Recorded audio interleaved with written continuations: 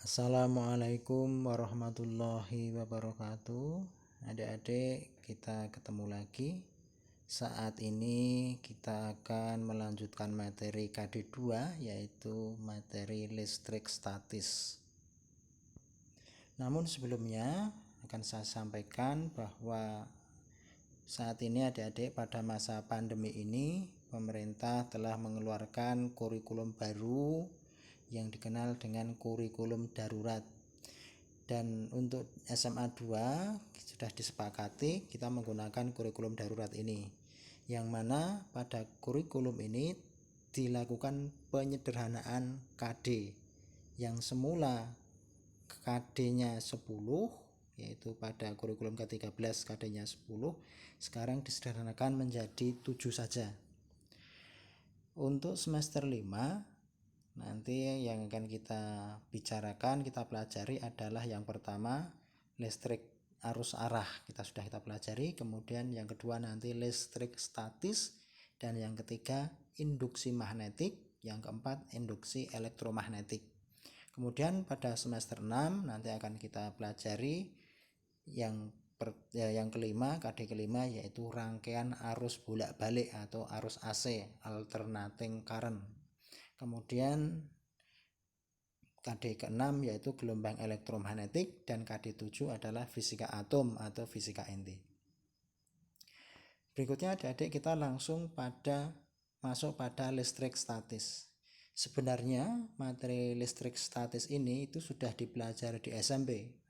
Hanya saja nanti akan kita perdalam dengan soal-soal yang lebih kompleks, lebih rumit.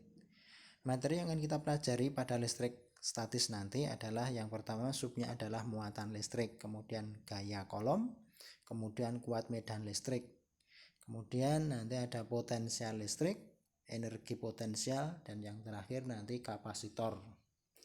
Pada pertemuan ini kita fokus pada dasar, yaitu muatan listrik dan gaya kolom.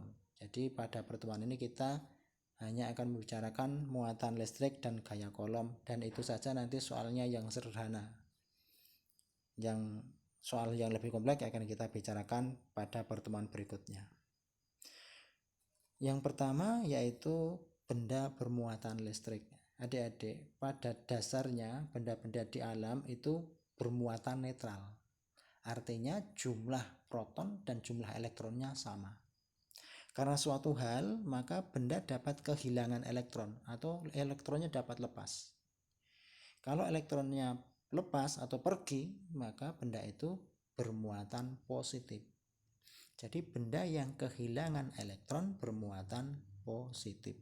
Sebaliknya, kalau pada benda itu ketambahan elektron, ada elektron yang pindah ke benda itu, masuk ke benda itu, maka benda itu menjadi bermuatan negatif. Kata kuncinya, yang bisa berpindah adalah elektron. Jadi elektronnya berpindah. Kalau ketambahan elektron negatif, kehilangan elektron positif. Kemudian sifatnya adik-adik, dua buah benda yang bermuatan listrik, kalau muatannya sama, plus dengan plus, negatif dengan negatif, min dengan min, maka kedua benda itu saling menolak. Sebaliknya, kalau kedua benda itu bermuatannya berbeda, positif dengan negatif atau negatif dengan positif, maka kedua benda itu akan saling menarik. Jadi kalau muatannya sama saling menolak, muatannya berbeda saling menarik. Besarnya gaya tolak dan gaya tarik dipelajari oleh Coulomb yang terkenal dengan hukum Coulomb. Di sini saya tampilkan ada dua buah benda bermuatan H1, H besar 1 dan H kecil 2 yang terpisah pada jarak R. Kalau muatan H1 sama dengan muatan H2 jenisnya sama, positif-positif atau negatif-negatif, maka keduanya akan saling menolak.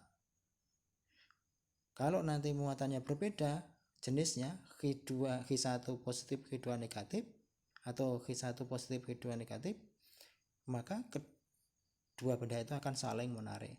Besarnya gaya tolak dan gaya tarik ini sebanding dengan muatan H1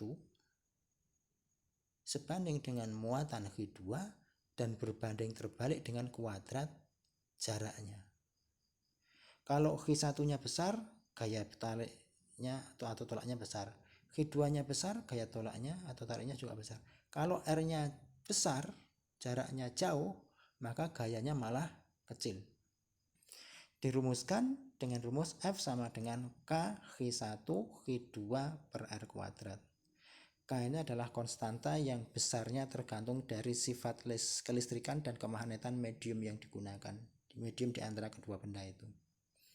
K besarnya 9 kali 10 pangkat 9, satuannya Newton meter persegi per kolom kuadrat. Rumus ini juga sudah diperoleh di SMP adik-adik. Kemudian kuat medan besok dibahas. Nah, ini latihannya. Latihannya ini yang sederhana dulu, silahkan dicoba nanti. Yang pertama yaitu 2 buah bola A dan B bermuatan listrik. Bola A bermuatan 4 mikrokolom, benda B bermuatan 10 mikrokolom. Apabila jarak keduanya 2 cm, maka tentukanlah gaya tarik atau gaya tolak kedua benda tersebut. Di sini ada 4 mikrokolom, yaitu sama dengan 4 kali 10 pangkat min 6 kolom. 4 kali 10 pangkat min 6 kolom. Mikro itu 10 pangkat min 6. 10 mikrokolom juga 10 kali 10 pangkat min 6 kolom. Kemudian 2 cm dirubah menjadi meter mestinya.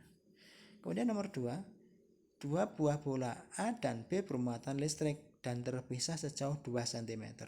Kedua bola bertolakan dengan gaya F Newton. Besarnya F, satuannya Newton. Apabila jarak keduanya diperbesar menjadi 2 kali semula, maka gaya tolak menjadi berapa sekarang? Jadi kalau jaraknya 2 cm, gayanya F Newton. Nah, kalau sekarang dijadikan 2 kali jaraknya atau dijadikan 4 cm, berapa gaya tolaknya? Berapa F gaya tolaknya? Demikian, silahkan dicoba adik-adik. Wassalamualaikum warahmatullahi wabarakatuh.